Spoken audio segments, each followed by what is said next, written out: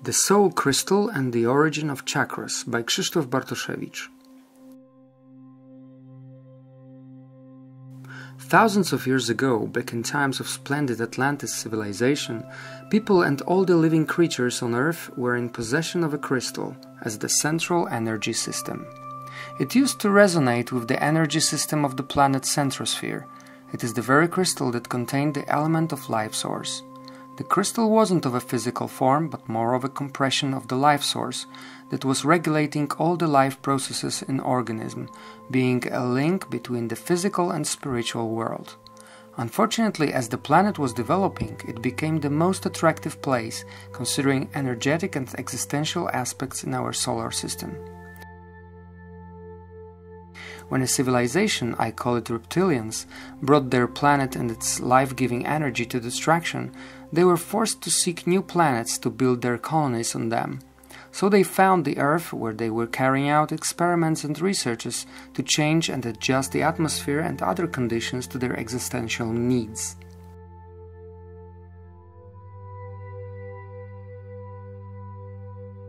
As they weren't able to assimilate the pure and condensed energy from animals and people having the crystal, they started introducing some genetic modifications in all forms of life possible, combining the DNA with the one from the earthly creatures.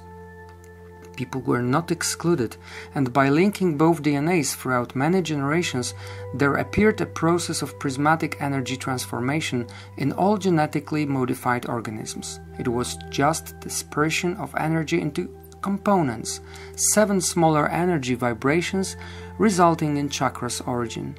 Thanks to this, the reptilian and other races could easily feed themselves with the energy of people and animals, picking freely any vibrational component, depending on their needs. Hence, by stimulating a given chakra, they could initiate specific bioenergy processes, for example fear, causing to generate a specific vibration that was used to be consumed.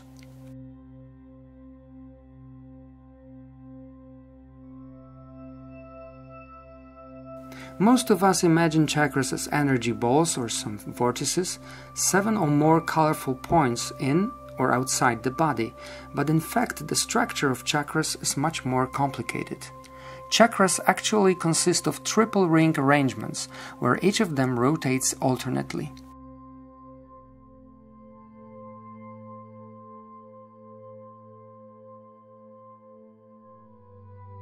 Assuming this red spot as the base energy vortex in a male, as seen from therapist perspective from the front, then the first and biggest ring turns to the right from a given man's perspective, whereas the smaller one turns to the left and the smallest one to the right again. The whole constitutes an energy system of the energies taken from the outside, and what is important, the rings are not evenly distributed, and their structure is neither consistent with the Fibonacci sequence nor with golden proportion, which testifies to their unnatural origin. It is the chakra rings that are used for installing energy stamps or seals by church or other religious systems, which has a direct impact on functioning of a chakra. What's more, any curses, spells or imprecations are usually put on the chakra rings, and it's because of the chakras that we partially inherit family and kin charges and karmas from. My own research proves that especially women inherit those elements after their mothers and grandmothers. The presented image is a simplified diagram depicting a male-based chakra. Red color stands for an energy vortex rotating within the ring system, where the smallest ring, here in blue, is located just right by this human spine. The next bigger one, here in green, is situated towards the outer body part, and the biggest one, in blue again, is most pulled out toward the body front. The whole structure of chakra resembles a cone of energy that spins inside the rings, rotating in alternate ways. The energy in chakras always flows in accordance with the current of the rings, starting from the body front towards the spine, analogically from the biggest ring to the smallest one. In addition, each of the rings is responsible for a specific sphere of the physical, emotional and mental body. Stimulation of a given ring causes a specific result in a respective sphere of life. And also, the torus of a single chakra looks to be horizontal. The presented diagram depicts a general arrangement of chakras without keeping it proportional, yet in respect to all the chakra toruses and their energy flow directions. The whole constitutes one primary vertical torus whose possibilities are limited by flow capacity of the chakras. It is enough that any one of them starts malfunctioning, and the whole system immediately becomes weaker, and thus the whole energy balance is disturbed and grows weaker. The chakra rings get manipulated very easily by people and other beings, and the real problem of the chakras is the high susceptibility to energy attacks and automatic losing energy in case one neglects energy hygiene, which is relatively hard to maintain. The truth is that the chakra system has been implemented onto us only and exclusively so that we are easily robbed out of energy. Throughout thousands of years, people have designed and improved the techniques and methods of cleansing and regulating chakras. However, it is still functioning within the system of bondage and enslavement, just like milkers put on cows. Directions of the chakra ring rotations vary according to gender, where the base chakra in a male rotates to the right, sacral chakra to the left, solar plexus chakra again to the right, and so on, up to the crown chakra. This rotation is different in the female. Namely, the base chakra turns to the left, the sacral chakra to the right, and the solar plexus one again to the left. This means that the energy currents in male and female also vary. The male torus flows from top to bottom, and the female torus from bottom to top.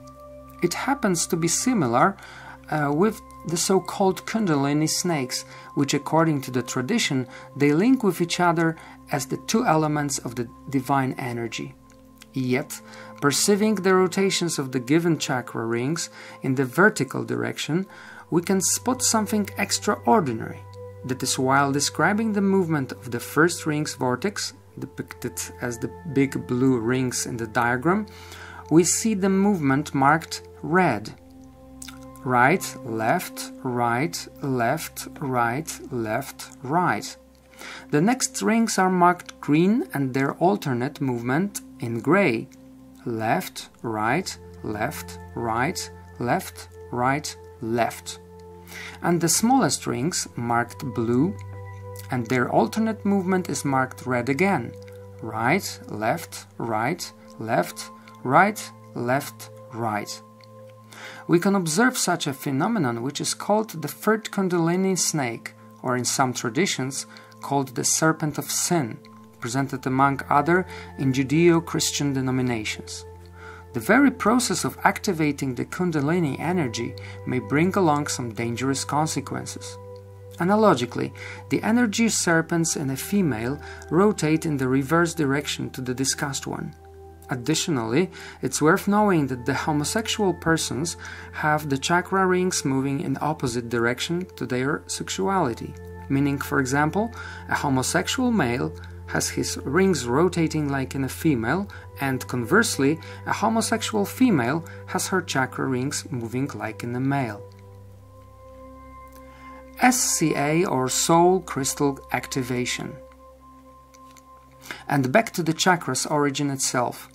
Along with the energy changes of the planets, such as the Schumann resonance increase and other vibrational forms rise, the element of the reptilian genotype contributing to the prismatic transformation is gradually fading away. At the end of the 1980s and the beginning of the 1990s, children without this genotype started being born and called the crystal children. The crystal people, considered to be old souls, have officially started appearing on this planet since 1995, yet the first of them showed up in a few years earlier, laying the energy ground for the next generations. These are the people who were born without chakras, and their whole energy is based in the central point of the chest, in the thymus level, the primal crystal, which is today called the soul crystal. The primary objective of the crystal people is freeing others from the energetic slavery and relieving them from fear, anxieties, and suffering.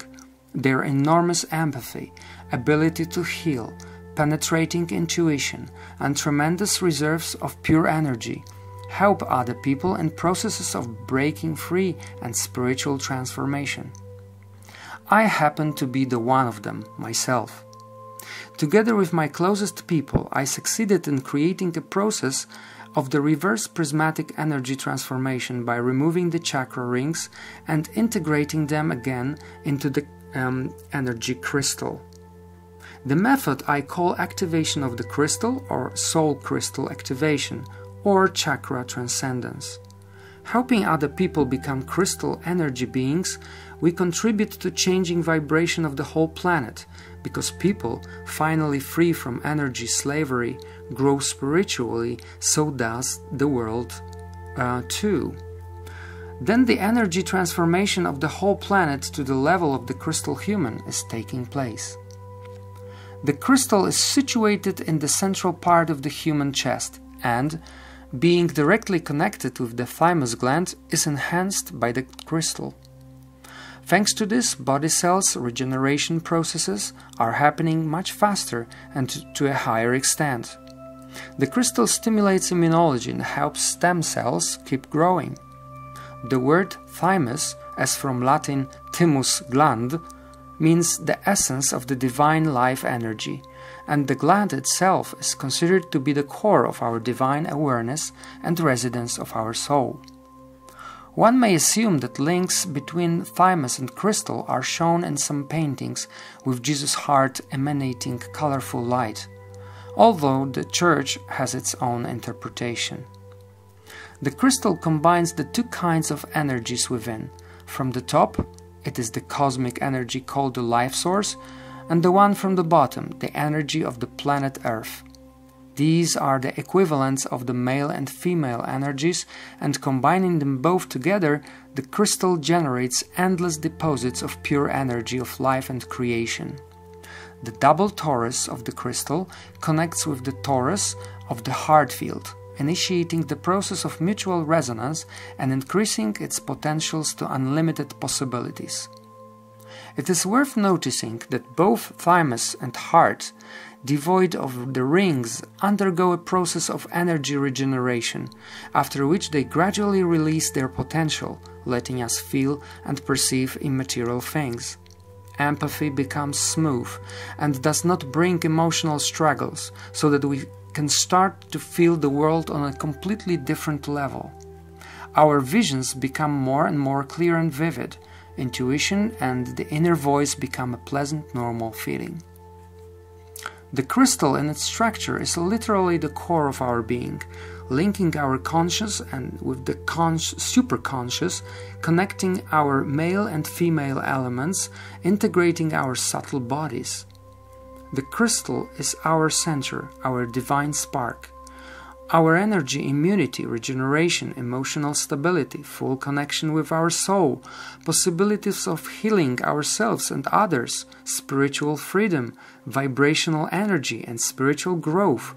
Those are only some of the effects of the crystal revival. However, we need to remember that restoration of the crystal does not mean any spontaneous personal and spiritual self-development.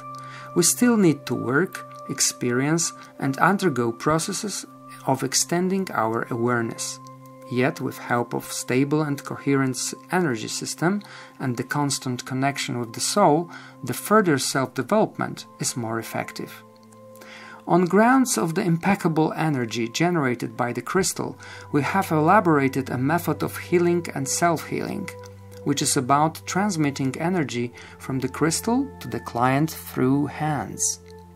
This method has unlimited number of possibilities, from physical healing to healing emotional wounds, traumas, and also removing negative codes, energy connections and programs. Within the upcoming months, we are about to launch some workshops and trainings in this method. As a representative of the Crystal Soul Home team, I would like to thank you for watching this material. If you have any questions or want further information on the Soul Crystal, You're welcome to contact me via mails given above. Thank you.